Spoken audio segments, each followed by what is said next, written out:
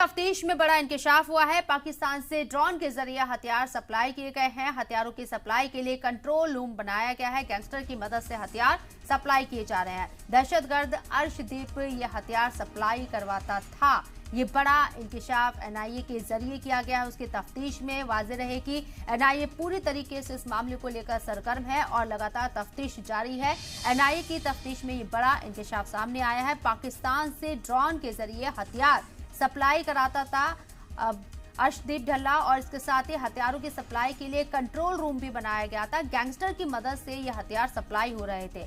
दहशतगर्द अर्शदीप इन हथियारों की सप्लाई कराता था और अब खालिस्तानी समर्थक, खालिस्तानी हामी या खालिस्तानी लीडरान जिनकी प्रॉपर्टी पंजाब के अंदर है, इंडिया के अंदर है, उनके खिलाफ एनआईए लगातार कार्रवाई कर रही है। और इसी बीच एनआईए की जांच में ये बड़ा इंकशाफ हुआ है। पाकिस्तान से भी तार जुड़ते हुए नजर आ रही हैं। पाकिस्तान से बताया जा रहा है कि एनआईए की तफ्तीश में कि पाकिस्तान से ड्रोन के जरिए हथियार सप्लाई कराता था अर्शदीप ढल्ला। हथियारों की सप्लाई के लिए कंट्रोल रूम बनाया गया था। गैंगस्टर जो कुख्यात गैंगस्टर हैं उनकी मदद से हथियार सप्लाई करवाता है दहशतगर्द अर्शदीप।